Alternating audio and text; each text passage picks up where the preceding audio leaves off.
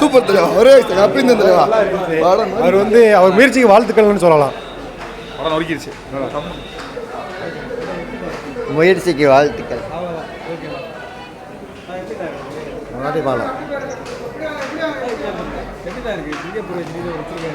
Sir நல்ல Singapore ரஜினின்றது okay. கதை கொஞ்சம் நல்லா எடுத்துக்கலாம், கொஞ்சம் மாறி எடுத்துட்டாங்க. ஆனால் ரஜினி ஸ்டைல் வருது. அவர் சூப்பர் ஸ்டார் ரஜினியோட ஃபேன் நினைக்கிறேன். ஆனால் பார்க்குறதுக்கு அப்படி தான் இருக்கா. கொஞ்சம் கண்ணாடி இருக்கிற மாதிரி இருந்தால் நல்லா இருந்தது. தேங்க்யூ. முயற்சி பண்ணுறேன். நடிப்பெல்லாம் ஓகே தான். கொஞ்சம் கதையை கொஞ்சம் மாற்றி அப்படியே எடுத்துகிட்டு தான் சூப்பராக இருந்திருக்கும். இன்னும் கொஞ்சம் எல்லாரும் பார்க்கலாண்ணா. படம் நல்லா இருந்துச்சு. வாழ்த்துக்கள். ரஜினி அவர் ஹீரோ பண்ண கேரக்டர் நல்லா பண்ணியிருந்தாருண்ணா. அது கட்டிங் கடையில் போய் ஒரு 3 மாதமாக வந்து கற்று சிங்கப்பூரில் இந்த மாதிரி கஷ்டம் அந்த மாதிரி சொன்னார்.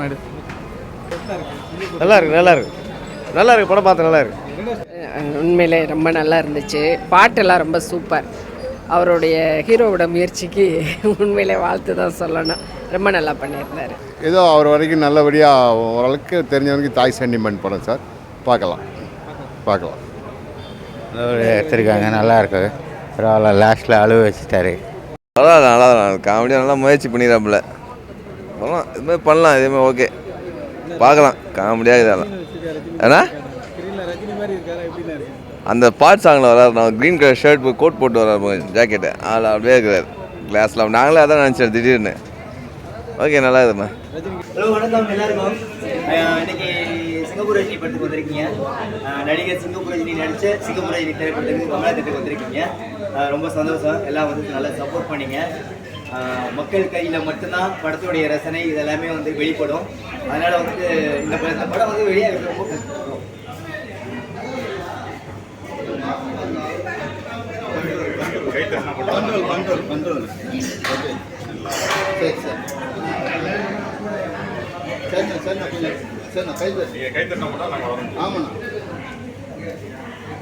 ரொம்ப நன்றி.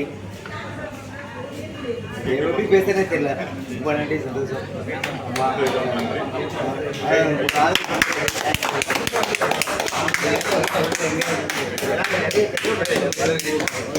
அதனாலதான் எவனும் இல்லை இந்த படத்துக்கு முன்னாடி. என்னால் ஒரு சொந்தமாக பண்ண படம் இது. யாருமே கிடையாது இந்த படத்துக்கு முன்னாடி.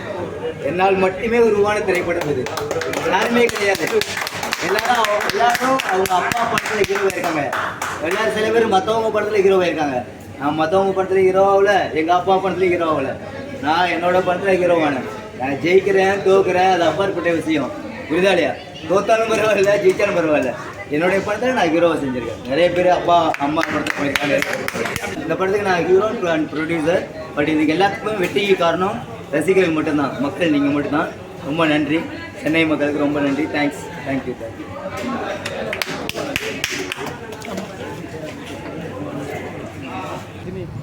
இல்லை, அது எப்படின்னா நான் பேசலாமா வேணான்னு தெரியல. எப்பவுமே ரஜினி, கமல், அப்புறம் மீதவங்களாம் என்ன செய்வாங்க. ஸோ அது சரிப்பட்டு வராது பாருங்க.